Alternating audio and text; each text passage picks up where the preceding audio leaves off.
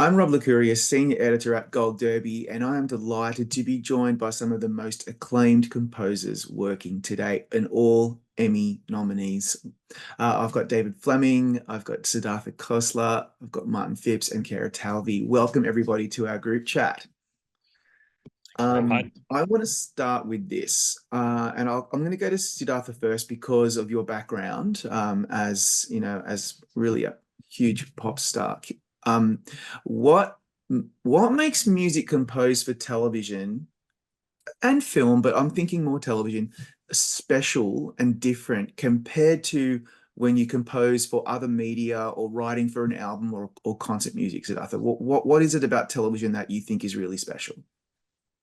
I mean, I think for me, it's just first of all, thank you for calling me a pop star. That was really funny.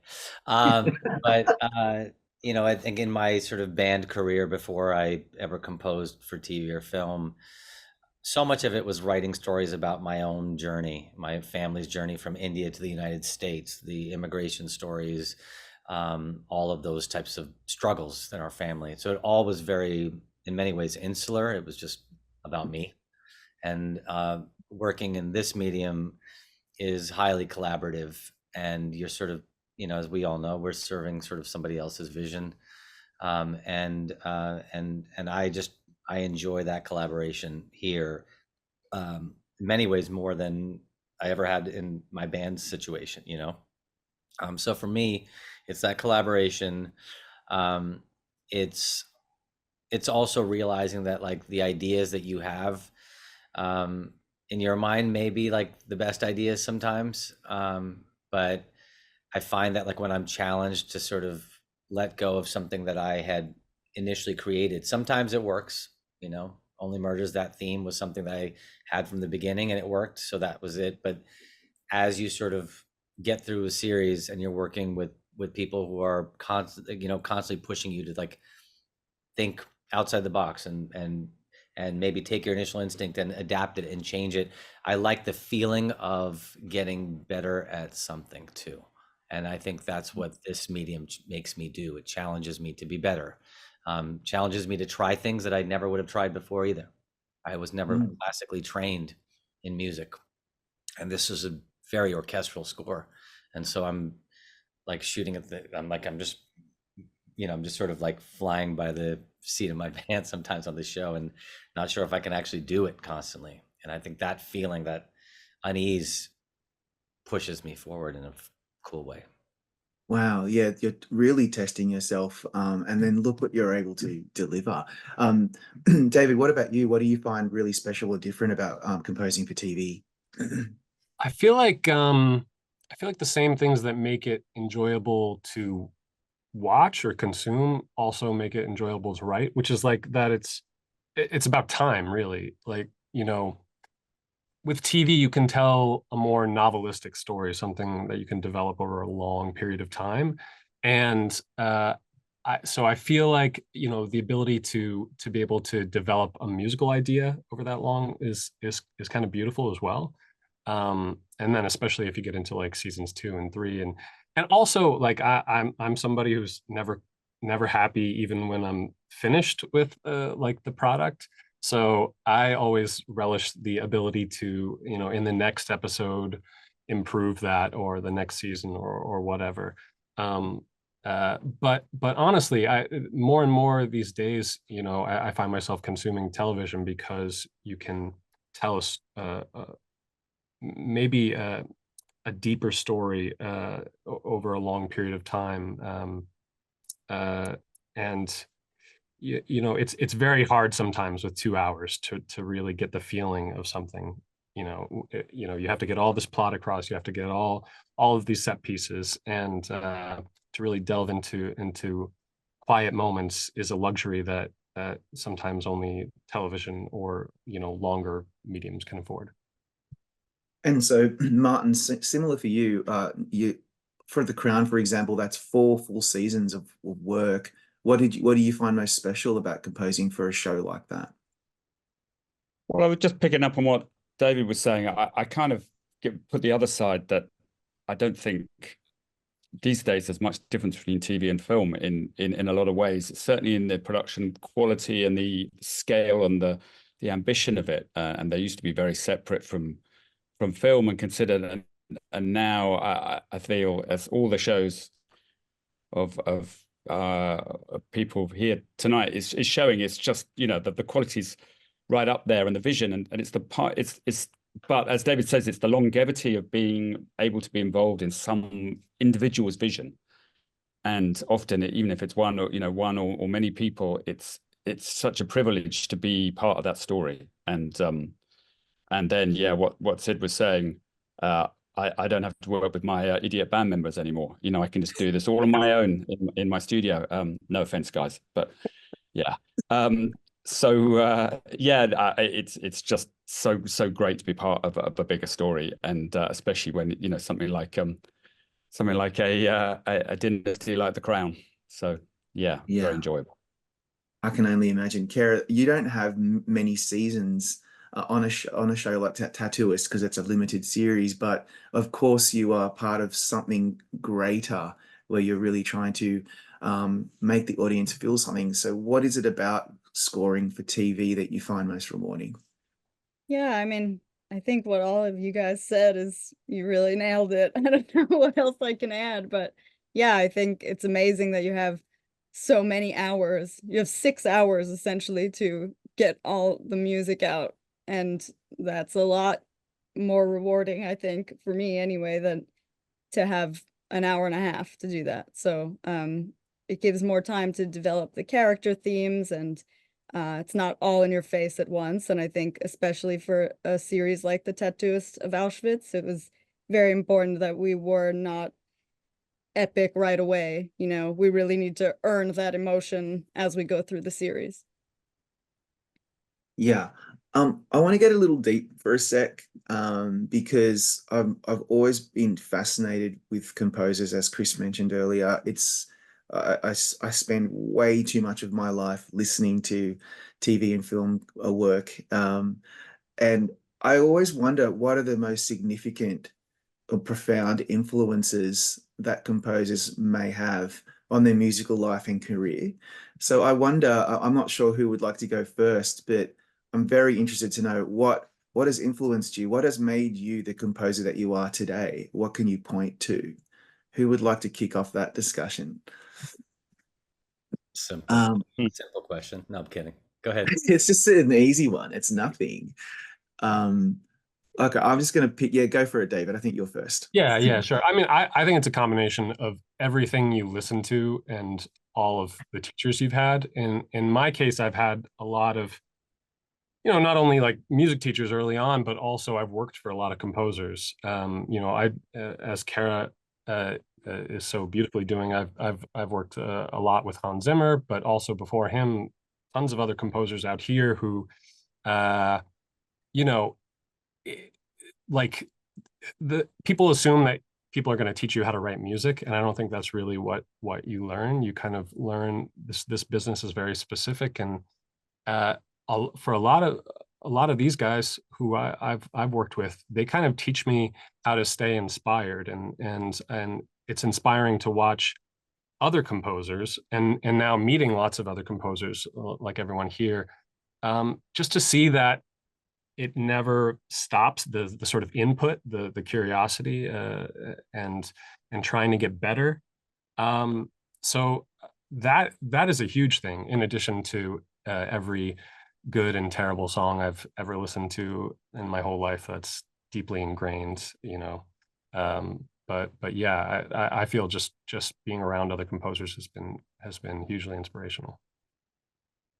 What about you, Martin? Talk me through what's most influenced you. Okay, well, I'm going to show my age here by saying I'm going to give the track that got me into what I do now and got me out of that band and inspired me to write film music. And it was a really weird combination of kind of punk rock and classical, and it's The School to Draftsman's Contract by Michael Nyman. Don't know if any of you have come across it, but it's just phenomenal. And like, if you can imagine in the mid-'80s hearing that and just going, I'd never heard anything like it before, because before that everything was really was very orchestral and florid and classical and pretty much everything. And that really, so when you hit those moments where something busts out like that and leaps out at you and shows you what's possible, that's really inspiring. So yeah, about keeping those moments, keeping finding those inspirations and those people who can show you the way. And yeah, it's lovely when that happens. Wow, that's a good one. I forgot all about that soundtrack. That's amazing. Siddhartha, what about you? I think for me, it's just I'm fascinated by the things that happened to us when we were kids, in terms of how our relationship with music was formed, and how that continues to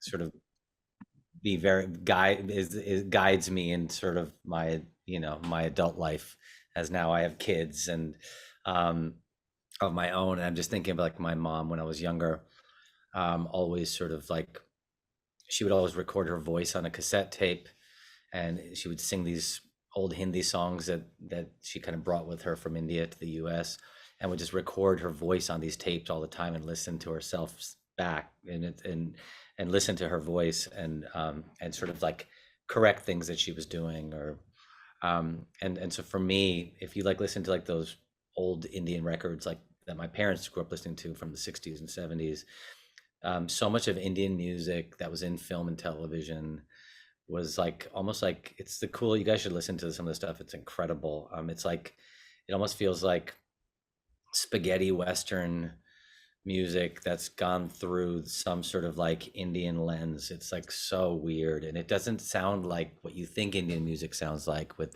tablas and sitars and that sort of classical thing. It's got this very cool sort of like almost Morricone-esque thing to it that was happening like in India in like that time. And so these were songs that were in film, and when you listen to those songs, like you can barely hear the music. It's just it's like it's all melody and like everything, because everything else is so small. It's almost impossible to hear bass lines. It's impossible to hear harmony. It's very weird. So for me, I grew up just like listening to melody, and so it's just ended up becoming the thing that defined my career when I was a failed pop star. Defined my career when I was, when I started doing scores for television and film. And so I'm moved by that idea that it was stuff that I was listening to as a kid that were these like ended up being, in retrospect, very formative, in ways that I could never have imagined. And so I'm fascinated by that. That inspires me, like what you do with your children and how you sort of what you get them into, what you have them listening to. And yeah, I'm very grateful for that. That is so true. Having teenage kids myself, I can't help but to try to get them to be inspired by this similar music to what I was inspired to. And when you see it actually happening, it kind of blows your mind. Kara, what inspires you as a composer? Well, going off what you just said, Sid, my dad was super into jazz fusion when I was growing up. So that was like my lullaby, believe it or not. Very odd harmonies, but I feel like that really influenced me up until today somehow. I mean, it just changes your musical vocabulary, I think, whatever you listen to from when you're really young till when you get here. It just changes your voice, shapes your voice in one way or another. And also I'm in a privileged position to be at on the remote campus at Bleeding Fingers Music. As Dave was saying, just being surrounded by other talent and these great composers that reside on this campus, including Dave himself. It's just really inspiring to knock on a door, see what people are working on, get their opinion on your cue and vice versa. We play instruments on each other's tracks, and yeah, it just makes a nice, inspiring environment. So I think that's a big part of it. And to add to that too, sorry, I'm going to say one more thing, but it is like we've said this throughout, and I think there's no sort of shortage of great scores out there right now. There's so much wonderful music, and like all the people on this panel and to other composers who are not even nominated in this category. There's so much great work, and it's really inspiring when, like, you know, when you hear something and you're like, oh, how'd they do that? And, you know, it pushes you to keep on sort of like being as sort of it pushes you to find your voice as much as you possibly can. And you realize at the end of the day that, like, you know, what are we all doing this for? And in some ways, obviously, it is to serve other people's stories. But if we can put our individual voice on it, that's sort of that's like the guiding light here for me too. And anyway, I'm inspired by all of these people on this panel. So Yeah, as am I. You know, I was thinking about, you know, what are those scores that this is our final question, and we will kind of not have too much time, but I really want to put you on the spot now, if you don't mind, because when I was 15 and I heard Michael Nyman's The Piano, it changed me. And I didn't become a composer. I could have, but I just wasn't talented. But I certainly have an ear for music because of him. And recently, there's been some scores that have really impacted me emotionally. And I just would love to know, following up from what you've all said, over the past few years, was there a score in particular that that just blew your mind? Something that you just loved? Who can give me something? Anything. Poor Thing. I mean, Poor Things last year for me was pretty perfect. That's great. Yeah. Couldn't top that. I loved. I thought it was going to be a really bad idea. I heard the first, you know, few bars and thought, oh no, this is going to be awful. You know, really, what are they doing? And no, and completely got it right. I think that's a case a lot when you hear something new, you know, and you're just like, Right. this is wrong. And then you come on, wait a while to find out. No, I love that one too. The Green Knight, Daniel Hart, I thought was yeah. Daniel Hart's great. Yeah. Daniel Hart, man. You should listen to his interview with the Vampire Score. It's just phenomenal. But yes, Green Knight's fantastic. Who else? I mean, I think Martin took mine. I was going to say Poor Things. Oh, sorry. Nope, it's like confirming it. I mean, I thought it was outside the box in like the right way. And again, one of those scores where the second you hear it, you're like, okay, that's specific and special to that film. And then for the larger, and then if I go back, my favorite television score of all time is Angelo Badalamenti's Twin Peaks score. Oh yeah. That's that changed the way I looked at television and film. That you could take this horrific murder of a teenage Laura Palmer, and you could find deep emotion inside of something so horrific and lean into it. I mean, that theme is like the main theme on the main titles is almost like romantic. That YouTube video where he's like talking about how he came up with it and sort of narrating it is one of the best. Lynch, where he's talking about how he sat with David. Oh my gosh. Yeah. Must watch. Yeah. Yeah, absolutely. And Kara? Yeah. Wow, you guys all took what I was gonna say, but also Servant on Apple TV, Trevor Gorecki. Really good. Yeah. Loved that one. Stuck with me for a while. It's like creepy but unique. He used some really cool sounds. The theme was awesome. Yeah. Great show. And speaking of unusual, I just want to give a shout out to Mika Levy, because when she did Under the Skin, I thought that it was life-changing. And then The Zone of Interest, it's so disturbing, and yet just something about it just gets you right in here. And that's the beauty of music, isn't it? It's incredible.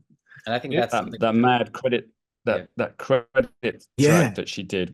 Actually, I couldn't wait to get out of the cinema quick enough, because it was so but so right. And I don't know how wrong but so right. Yeah. And that's what I love most about how music, there's nothing else that can do what film and TV scores do, in my opinion. On that note, everybody, thank you so much for your insights. Thank you so much for your time. And of course, congratulations on your achievements. I hope we should split the drama series composition category in 3, let you all have a piece of it. Kara, you get to win one on your own because you're in your own category. But whoever wins, it doesn't matter. You made it into the category. That is huge, and you should all be super, super proud of your work. Thanks for your passion, Rob. We appreciate Great you. to be here.